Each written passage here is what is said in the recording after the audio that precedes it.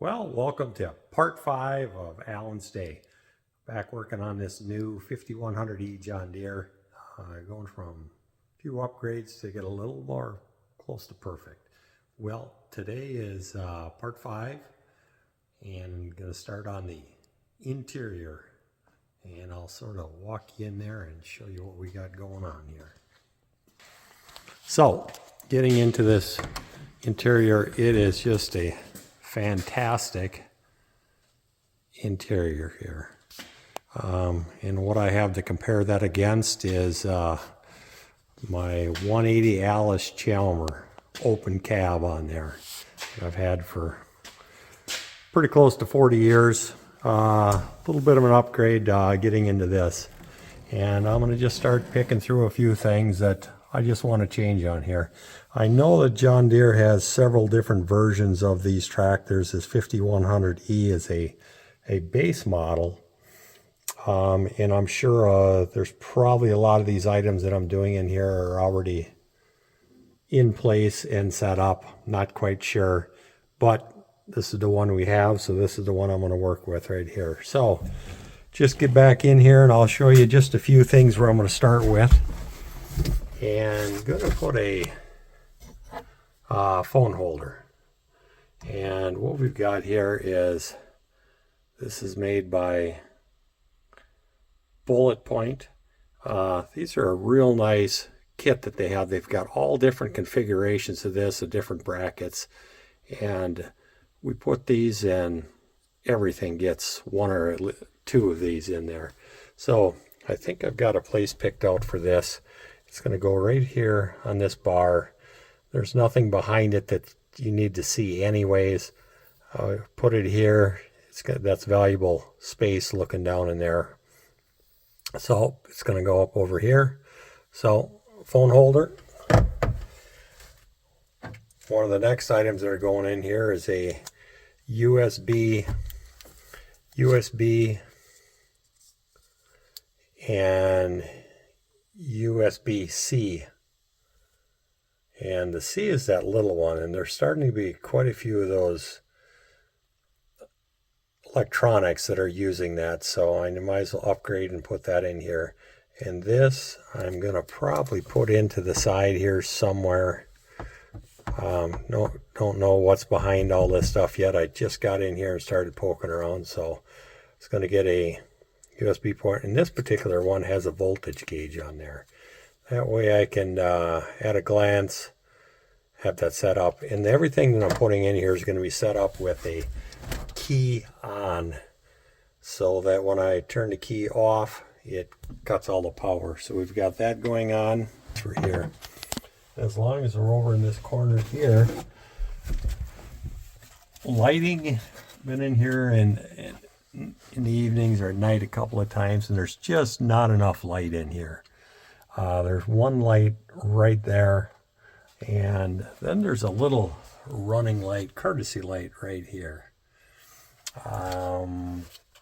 Need some more light in here. So what I've got is I've got this LED light that I have, and not quite sure where I got it from. Might have been an Amazon deal, or Rigid Hitch sells these items. And this light is going to go right up in this corner here. I'll have a switch down on the panel there. This will be mounted up here, and this will be hooked up with key on power. So we've got that light there. Then we've got another, yes, Rigid Hitch, and this light, there's the part number for it. And I use this particular light on a lot of things. I try to get as many as I can. They're back ordered on these again, but when I get them, I get about a half a dozen at a time, and they get put in all the vehicles. I like a lot of light in the evening, at night, when you're in a vehicle that you can turn on and do something. And this particular light, I'm going to see if I can get it up underneath the dash somewhere, just to have some under dash lighting in there. And then with all this electrical stuff going on, well, I got to find a place to put it. And I found the electrical box down in here. Oh, they got everything all taped up. And anytime I work on any of these projects, I stay away from any of the factory wiring in there. If I'm going to do something in there, I am not going to start cobbing into the wiring system like you see so much stuff. So what I'm going to do is put an auxiliary fuse panel in here, set up with a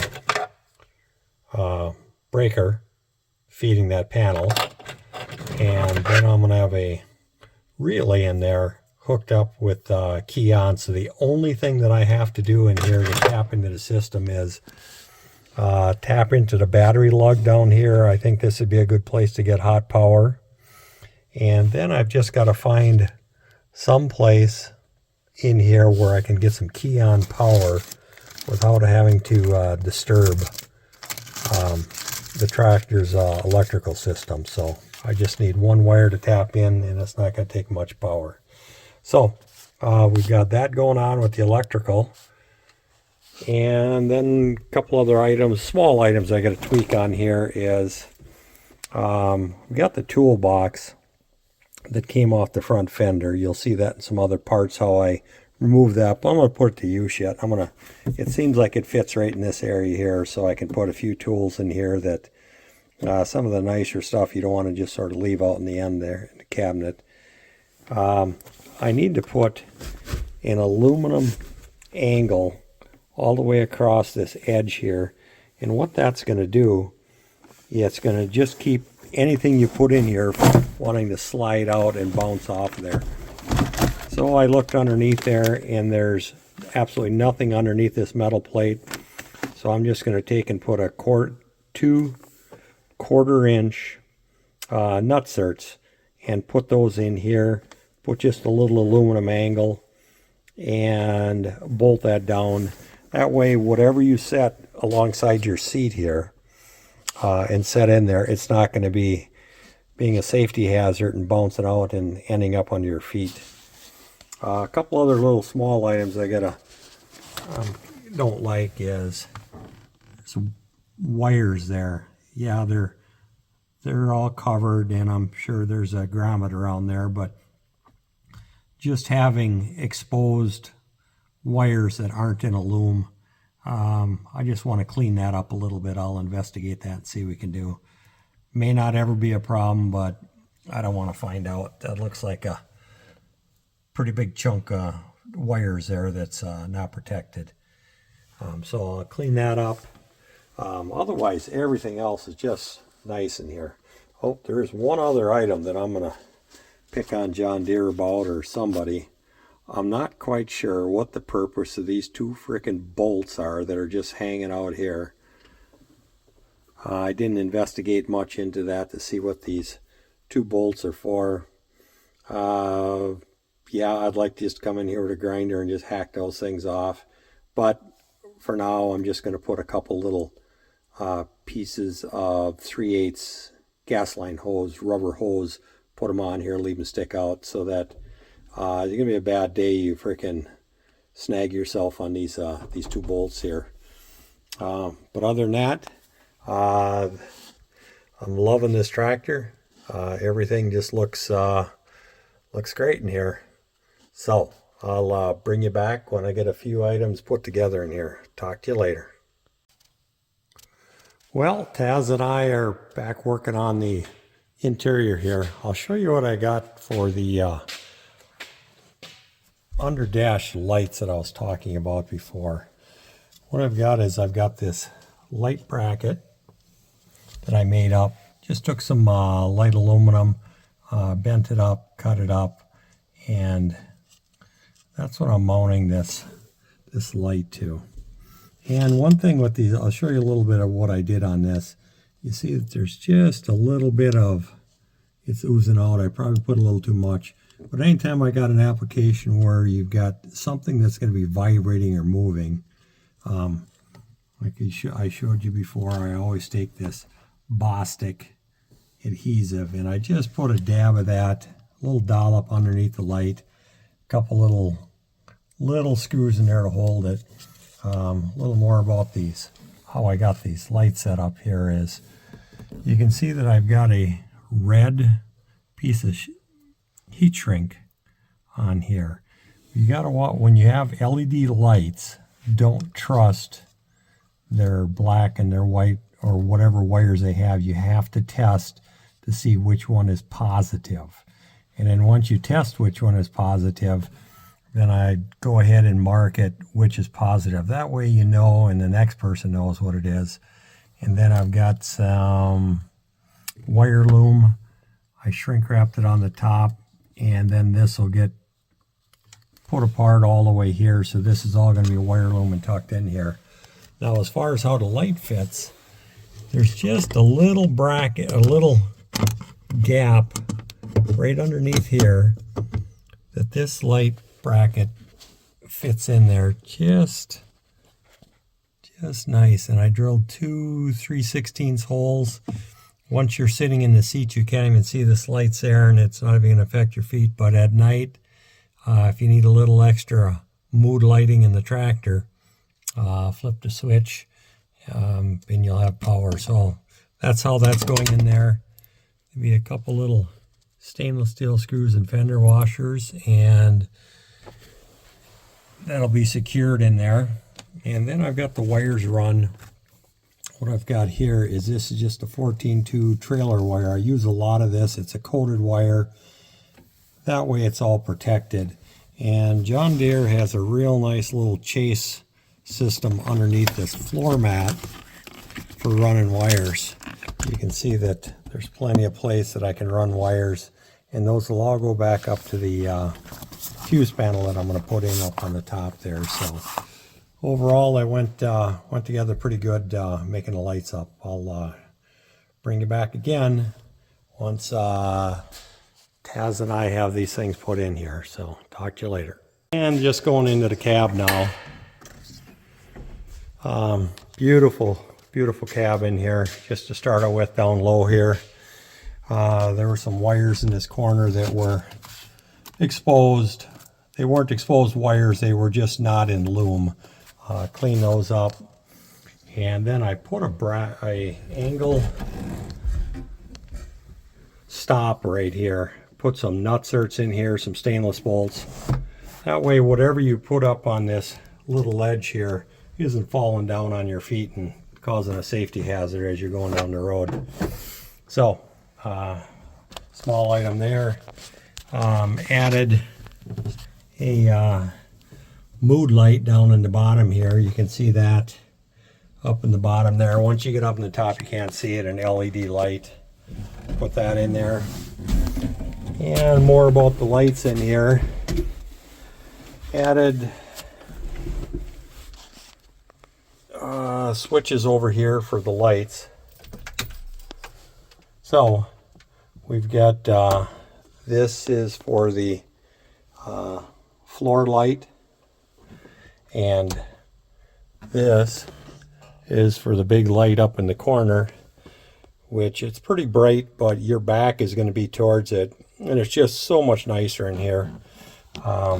Added in a USB-C port here with a this one has a volt gauge on there, so you can, at a glance, you can see that where the battery's at on here.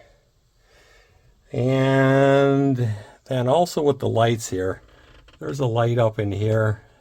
This is just a running light on here. When it's up and running, this is always on. I took that, there's an incandescent bulb up in there. I'm not quite sure why they still use incandescent bulbs in these, so I took that out. I put a LED light in there, a little bit brighter, and it's going to stay a little cooler. And the big one that I had a concern on was this one over here. This one is the interior light that comes on every time you open the door. This light was getting so hot, it was hardly, you couldn't hardly touch it here. And there again, there was an incandescent filament type bulb in there. And if you look at the RV industry and all the problems they had with those bulbs heating up, they can cause some problems in there. So I think that's one thing John Deere needs to do, is step it up a little bit with moving up into some LEDs a little bit. Unless there's a reason for it, I don't know. But change that out. And then working over here, got the electrical, added an electrical panel in here.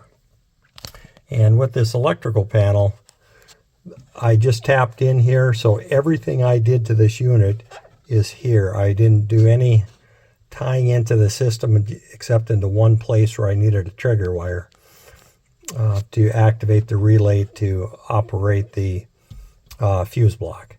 So fuse block is in. A little detail on one of the other parts with that. I wish that John Deere would leave provisions or make something. I'm almost positive that most of these tractors, somebody adds something on here electrical, and I don't see any practical way that John Deere left you to add any extra electrical in here without tearing into the fuse box. It's just a little bit easier to have this separate block totally separate from it. So, and then while I was in here, I was talking about wire looms. I just went in, and all these different areas where all these wires were in here that have potential over the next 20-40 years to be rubbing, I put some wire loom on there because, like I said, I don't want to be the guy to try to track down a busted wire. It's not fun, believe me.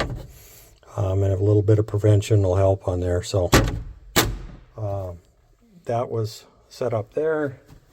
The other areas that worked on here is another USB, USB-C outlet here.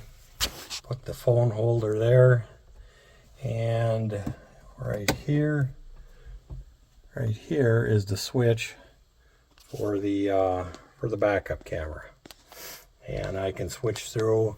And there's also a SD card in there that I can go through, and so I can look down in there, and hopefully I can see a little bit more down with that loader, with that camera being up high like that.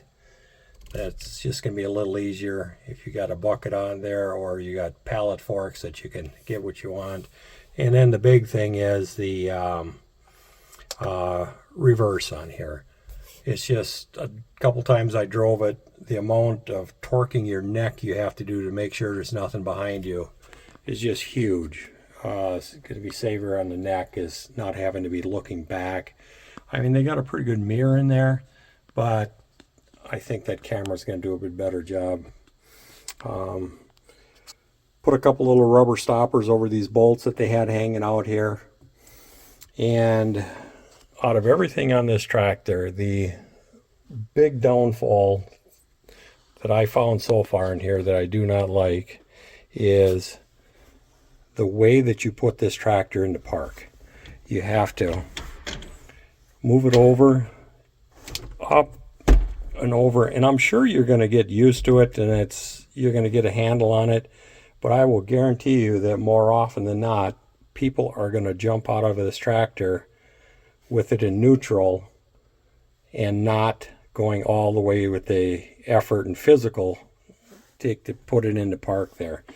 And so that's the big downfall in here is this. And I don't think my wife is going to be able to drive this tractor easily to getting that into park every time you get out of here. I mean, she can drive a dozer, dump trucks, and the other tractors and skid steers, but trying to get that thing into park and out of park, it's going to be a challenge. But other than that, this is just an absolute beautiful tractor, and we're going to have many years of use out of it. So thank you for watching all the phases of this process that we did, and we'll get some parts on it actually doing some work. So thank you very much for watching. Talk to you guys later. Thank you for watching Alan's Day. Life is about making choices. Some things are already perfect. Some things you may choose to upgrade. This channel will show you both. Please like, subscribe, and share. Thanks again.